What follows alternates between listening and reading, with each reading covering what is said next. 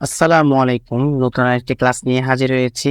আজকে আমরা এখানে ক, খ এবং গণন নিয়ে আলোচনা করব। তো আলোচনার বিষয়বস্তু একটু বিস্তারিত পড়ে তারপর আমরা উত্তরগুলো লিখে দিব। তো একটু খেয়াল করে এখানে কি বলছে, বিষয়বস্তু পড়ে রাসূলগণের উপর নাজিল হওয়া 4টি আসমানি কিতাবের তালিকা তৈরি করুন। কাজটি একা একাই করতে হবে, অর্থাৎ কাজটা একা করতে হবে। আমাদেরকে এখানে 4টা ঘর দেওয়া আছে, তাই না? তো এই 4টি ঘরের মধ্যে আমাদের কি করতে হবে? 4টি আসমানি কিতাবের নাম লিখতে হবে। 4টি কি লিখতে হবে? আসমানি কিতাবের নাম লিখতে হবে। আর এখানে ক নাম্বার কি বলছে? আসমানি কিতাব ও রাসূলগণের নামের মিল করে কাজটি জোরে করে, অর্থাৎ কাজটা আমাদেরকে কি করতে হবে? জোরে করতে হবে। জোরে মানে কি? আমাদের যে স্কুল আছে, স্কুলের মধ্যে একজন আরেকজন মিলে অর্থাৎ জোরে কাজটা করতে হবে। তো এখানে নবীজির 4জন নবীর নাম লিখছে, আর এখানে আসমানি কিতাবের নামগুলো লেখা হয়েছে।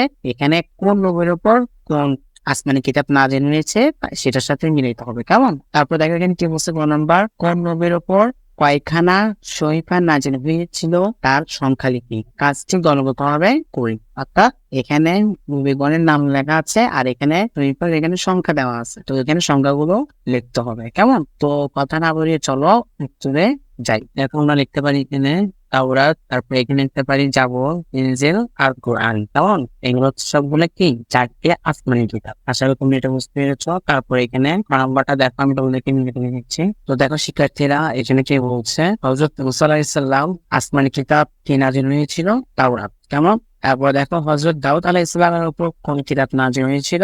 জাবুর। তারপর দেখো হযরত ঈসা আলাইহিস সালামের উপর কোন কিতাব নাযিল হয়েছিল? ইনজিল। তারপর দেখো হযরত মুহাম্মদ সাল্লাল্লাহু আলাইহি ওয়াসাল্লাম, তিনি হচ্ছে আমাদের সর্বশেষ এবং সর্বশ্রেষ্ঠ নবী ও রাসূল। তো তিনি হচ্ছে, তার উপর কোন কিতাব নাযিল হয়েছে?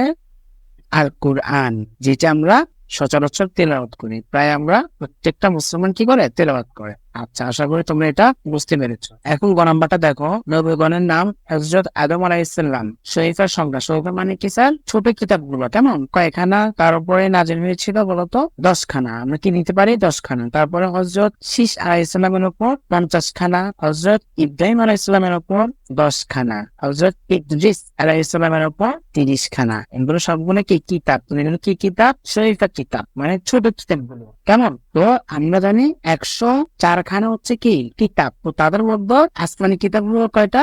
4টা। আর বাকিগুলো হচ্ছে কি সহিফা কিতাব। তো সহিফা কিতাব এগুলোর মধ্যে এই যে 4জনের নবীর নাম দিয়ে দিয়েছে। তো এদের উপর কতখানা সহিফা নাযিল হয়েছে সেগুলো আমরা শেষ করলাম, কেমন? বুঝতে পেরেছি। তো আজকে ক্লাসটি আশা করি খুব ভালো লাগছে। যদি ভালো লাগে থাকে অবশ্যই আমাদের ইউটিউব চ্যানেলটি সাবস্ক্রাইব করে রাখবা, এবং কি পরবর্তী ক্লাসগুলো তার জন্য আমাদের প্লে লিস্টে চলে যাবা। প্লে লিস্টে গেলে সকল ক্লাসগুলো পেয়ে যাবা। তো আশা করি বুঝতে পেরেছো। আজকে এতটুকু পর্যন্ত।